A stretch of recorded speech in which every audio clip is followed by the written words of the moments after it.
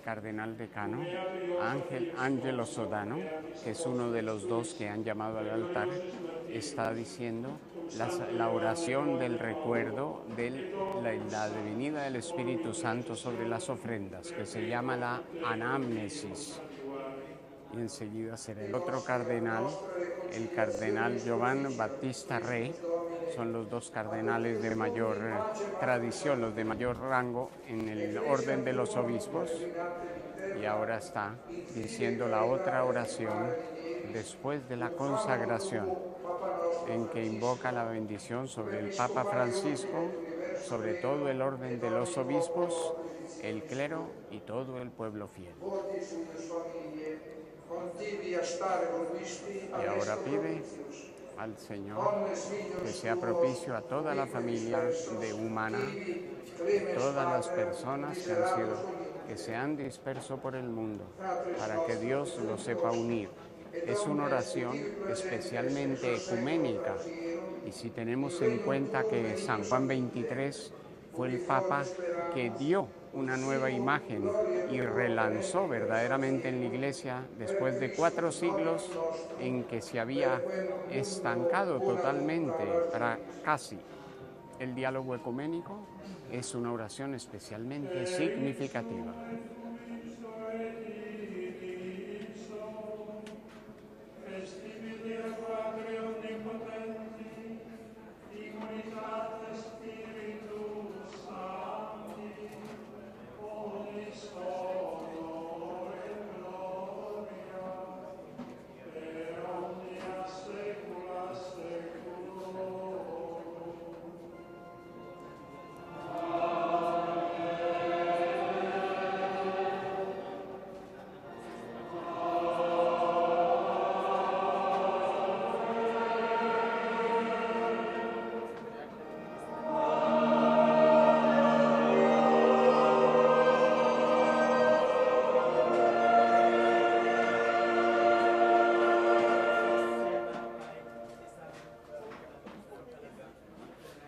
Precetti salutari osmoni, divina istituzione formata, Olentici.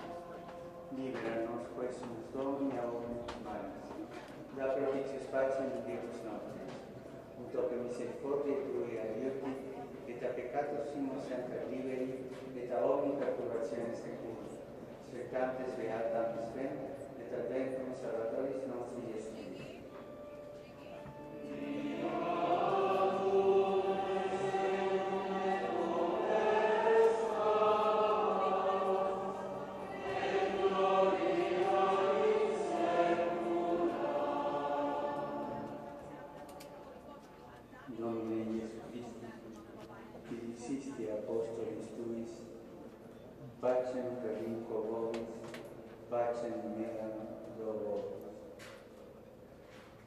Ne requicias peccata nostra, se finem ecclesia tua, e anque, secundum voluntatem tua, pacificare e coordinare l'unione, qui vivis regnas in saecula saeculorum. Amén. Pax Domini sit semper con vos. Perfecto, gracias.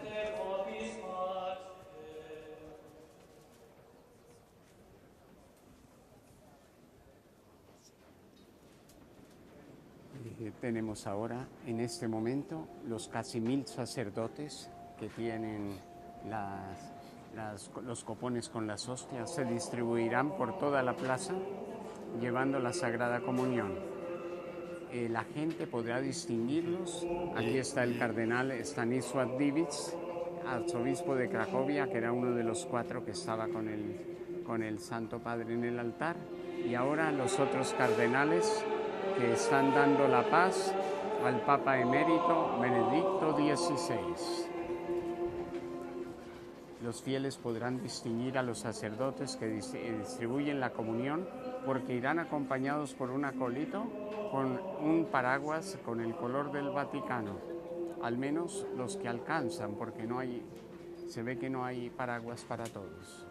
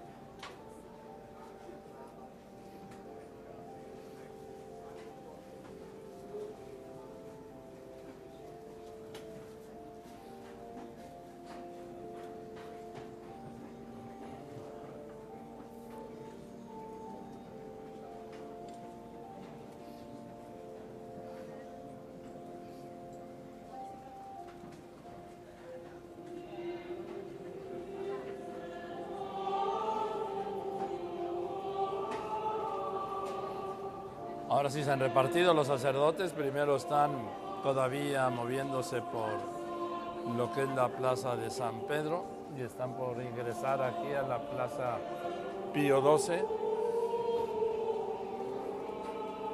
Sí, y ahora los diáconos están distribuyendo la comunión a los concelebrantes, que siendo tantos, todos los obispos del mundo que han venido a concelebrar, a ellos se les da la comunión bajo las 2 especies, bajo el pan y bajo el vino. En cambio, a los demás fieles, solo con la hostia. Y aquí se ven, los paraguas sirven para que la gente vea dónde están los que distribuyen la comunión. Es un poco difícil, sobre todo porque la gente que está al lado del corredor, después de que comulga, no quiere dejarlo, Claro, porque no sabe que el Papa va a pasar por ahí. Entonces se hace muy difícil porque los de atrás no se pueden acercar. Sí, por ejemplo, vemos que de repente los sacerdotes que están dando la comunión se quedan con la hostia en la mano buscando porque no alcanzan a la segunda o a la tercera fila, claro, o al primero o al segundo montón, porque aquí no son filas, ¿no? Claro, sí, pero aquí nadie se quiere mover porque quieren saludar al Papa Francisco cuando probablemente pase por los corredores centrales. Porque Papa Francisco, que quiere siempre dar ese tono de cariño a la gente, probablemente no renunciará a hacer el recorrido por la plaza. Pues no sé, pero su jefe de seguridad en un momento vino hasta acá, hasta donde estamos nosotros, en la plaza Pío XII, en las barbas de la plaza de San Pedro, y se reunió con su equipo de seguridad haciendo un recorrido, revisando muchos rostros, y pero se Y veía... estaba también la policía italiana, porque como de aquí para afuera ya es responsabilidad de la policía italiana, y yo creo que estaban hablando para ver si era oportuno o no que el Papa pudiera dar una vuelta luego con el Papa Sí, móvil. porque ahí la responsabilidad exactamente de Sí, la policía es italiana, ya no es la italiana. decisión única de... Exacto. del Vaticano. Por eso vi que los estaba consultando, no sé. Mira, no esta es sabemos en qué queda. toda la vía de la conciliación en ese pasillo central con los sacerdotes.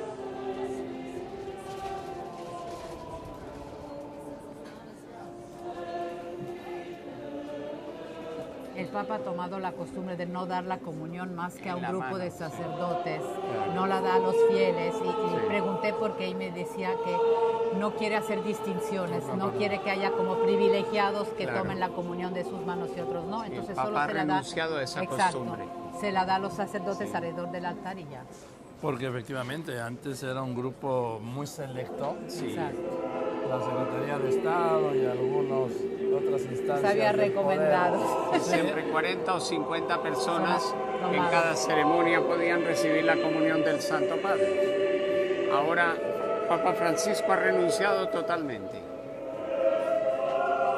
Y fue un poco el espíritu también de la convocatoria para esta misa, porque decían en la Secretaría de Estado que no había boletos, había pocos boletos para las delegaciones, incluso oficiales, y decían que esa era la voluntad del Papa Francisco, que no hubiese privilegios y que el que se quería formar se formara y el que no, pues lo viera por televisión. Un poco esa era también la idea de esta Mira, el ceremonia. presidente Correa de Ecuador, que como señalabas tú, fue el que trajo las flores que Sí. están adornando Todas esta estas ceremonia, estas rosas. rosas amarillas y naranjas. Me llamó la atención de lo que el Papa dijo en su homilía, porque fue una homilía muy breve, digamos. No hizo como muchas veces se hace en estos casos una especie de pequeña biografía con los puntos sobresalientes de los dos nuevos beatos o santos, sino sintetizó mucho lo que era la idea que él tenía de cada uno, ¿no? Prácticamente en un párrafo. En un párrafo a cada exactamente. uno. Y al Papa Juan XXIII, pues lo quiere recordar por su docilidad al Espíritu Santo. Y me recordó algo que dijo el cardenal Capovilla en la entrevista que nos concedió, diciendo que no era justo decir, no era correcto decir que el Papa Juan XXIII había convocado el concilio, que era el concilio que lo había convocado a él. En esta misma idea de que él prácticamente recibió como un mandato, ¿no?, del Sí. Espíritu Santo de convocar el Concilio Vaticano II. Como una y herencia, él se sí. dejó convocar, digamos así. Y es un poco la idea que se retoma en el Papa Francisco. Y por lo que se refiere a Juan Pablo II, en efecto él había dicho que quería ser recordado como el Papa de la vida y de la familia. Y Monseñor Oder, el postulador de la causa de beatificación y canonización, decía que en los dos milagros el Papa es recordado como tal, porque Marie Simon Pierre trabaja en un hospital para recién nacidos, por lo tanto está al servicio de la vida. Y Floribet pues es una esposa, es una mamá y es una abuela. Entonces este milagro ha devuelto una persona a su familia. Esperanza a una familia. Entonces, de alguna manera, también en los dos milagros queda reflejado Y en eso esta que dices, visión. Valentina, del Concilio Vaticano II, yo no sé, la verdad, no alcanzo a descifrar este misterio de si el concilio convocó a Juan XXIII. Para mí Juan XXIII convoca al concilio, lo convoca, asiste a su primera etapa, muere de aquel cáncer devastador de estómago. Sí, Y el que toma el relevo es Pablo VI. cierto, sí, es él el que en realidad toma la idea y se da cuenta que el concilio hay que llevarlo hasta el final y que después sacará esos documentos que son extraordinarios. Los que han servido ha sido el programa del pontificado de Juan Pablo II, los documentos del concilio. Eso, ha habido una continuidad desde Juan XXIII hasta ahora Papa Francisco que es grandiosa en la Iglesia, nunca había habido. Y probablemente no se explica ninguno de ellos sin el precedente, porque Juan Pablo II Exactamente. no se explica sin Juan XXIII. Sí. Y yo diría incluso sin Juan Pablo I, porque ellos rompieron moldes, rompieron esquemas. Esa cercanía con la gente no existía antes. Sobre todo después de un papa como Pío XII, Hieráticos, ¿no? Sí, era un papa que seguía las tradiciones y Y no solo, y desde la figura, ¿no? Sí, también. La figura, su instrucción, su preparación, el cuerpo diplomático. Y el mismo Claro. Papa Pablo VI en realidad era una persona lejana, ¿no? De la también. El Papa Pablo VI yo siempre le veo un paralelismo con Pío XII. Es el mismo, la misma escuela un poco, Sí, era el un mismo perfil. Y se dan dos hechos inéditos, que después de un papa como Pío XII viene este hombre que está en la pantalla, Juan XXIII, que rompe. Un papa que contaba chistes, digo, cierto. cuando digo esto quiero decir que era un papa de carne y hueso, Tenía sobre un todo. gran buen humor. Sí. No sé si recuerdan cuando le preguntaron en una de las ocasiones, le dijeron, ¿cuántas personas trabajan en el Vaticano? Y dijo, más o menos la mitad. Que tenía siempre ese buen humor Sí, exacto. de decir... Y fíjate, él no quería revisarse y organizaron el secretario que acabo de entrevistar, entre otros, una visita para inaugurar un nuevo hospital en Roma. Y le presentaron el ala de oncología. Y le dijeron, ¿por qué no lo estrena usted con un examen?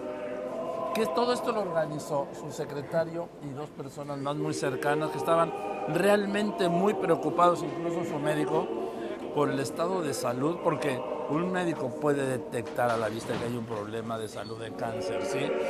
Pero no tenían el examen, no tenían la prueba, la certeza, y es así como llevan a Juan XXIII a este examen y en donde los médicos lo revisan y le confirman que tenía un cáncer muy avanzado de estómago del que moriría unos meses después. Ese era Juan XXIII, el papa de las botas, ¿sí? Sí. El hijo del obrero, los 14 hermanos. de origen humilde. No, es que Juan Pablo de Cardenal llegaba aquí con botas de montañés. Todavía hay fotografías de él y con una mochila súper vieja de cuero, terrible, viejísima. Pero hablando del buen humor de Juan XXIII, el cardenal Capovilla me contó que cuando se lo presentaron como para proponérselo como secretario, el que se lo presentó a Juan XXIII le dijo que Capovilla era un chico con una salud muy delicada, muy frágil, entonces que ahora tiene 98 años y el que se lo presentó ya murió, obviamente.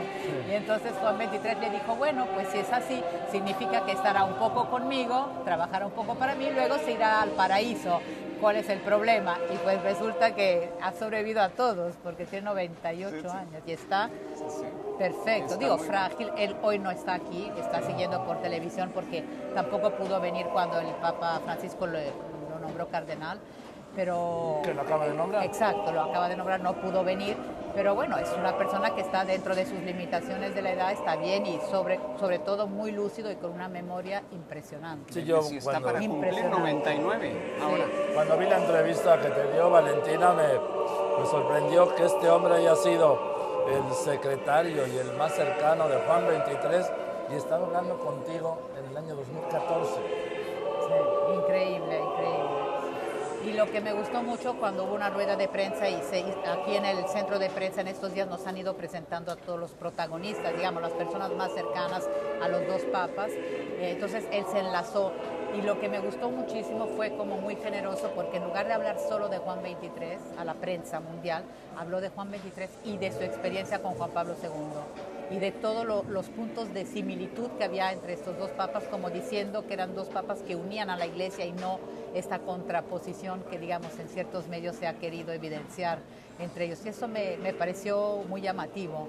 Un hombre muy generoso hasta en esto, ¿no? Porque podría no haberlo hecho, es decir, podría haber hablado solo de Juan XXIII. Ahora, será un puente, padre Bernardo, que va de Juan XXIII a Juan Pablo II en un lapso donde hubo un papa muy importante como Paulo VI y un papa muy breve pero con un quehacer, con una misión que fue Juan Pablo I, que yo estoy de acuerdo contigo. No podrías entender a Juan Pablo II sin Juan Pablo I. Y no por nada se llama Juan Pablo II, se llamaba. Y ahora sorprende un poco ver que Pablo VI en realidad fue quien preparó el pontificado de Juan Pablo II. Cuando nadie lo conocía, lo hizo predicar los retiros a la Curia Vaticana para que lo conocieran aquí. Y cuando todavía el episcopado mundial no conocía su figura, lo hizo presidente de un sínodo, de tal manera que todos se dieran cuenta de su personalidad. Yo conozco personas muy cercanas a Pablo VI que me habían dicho que el Papa había pensado en él como su sucesor, pero le parecía una posibilidad tan remota que un no italiano lo fuera, que por lo menos puso todos los medios para preparar esa posibilidad, y el Espíritu Santo se encargó del resto. Vamos, en los tiempos de Pablo VI era imposible pensar un papa que no fuera italiano. Que no fuera italiano. Vamos contigo a la plaza, Horacio, adelante.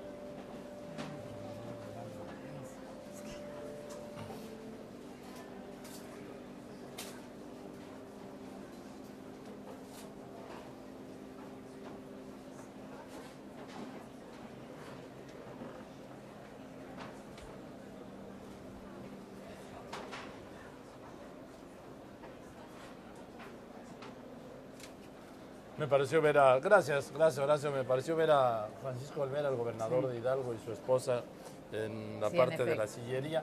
Bueno, ya van de regreso los sacerdotes con, debo decir, con muchas hostias en los copones, porque como decía el padre Bernardo, nadie quiso moverse. O sea, solo pudieron dar la comunión los que están pegados a las vallas y quizá a los que están detrás de ellos y nada más. Mira, aquí estoy viendo algunos de ellos esperando, pero repito, nadie se acerca porque nadie se mueve, Valentín. Aquí están. Y la mayoría ya se va retirando, ya va de regreso rumbo a la Plaza de San Pedro. Estamos hablando de los que llenaban lo que es la vía de la Conciliación, este pasillo central que han dejado para seguridad, para la comunión y para no sé que pueda haber algún recorrido que pudiera haber después, que no puedo adelantarlo porque no lo tengo confirmado. Hablando de los parecidos entre Juan Pablo II y Juan XXIII, el mayordomo de Juan XXIII, que es una persona con un enorme sentido del humor, muy, muy divertido, nos contó que cuando Juan XXIII fue elegido y le gustaba mucho caminar, y a él el Vaticano le quedaba chico, al igual que a Juan Pablo II, no le gustaba estar encerrado. Entonces dice que paseaban. Ahí aparece la esposa del presidente de México, Angélica Rivera. Ella viene como invitada del Vaticano, trae la representación de su esposo, pero no está al frente de la delegación oficial mexicana, que, como he dicho, está a cargo del embajador de México ante la Santa Sede, Mariano Palacios Alcocer. Y como les decía hace un momento, ahí, al fondo a la izquierda, donde se ven esos como la raya blanca, esa estructura metálica, ahí estamos transmitiendo para ustedes. Si quieres mirar, Valentina, la cámara que está ahí en lo alto de la cúpula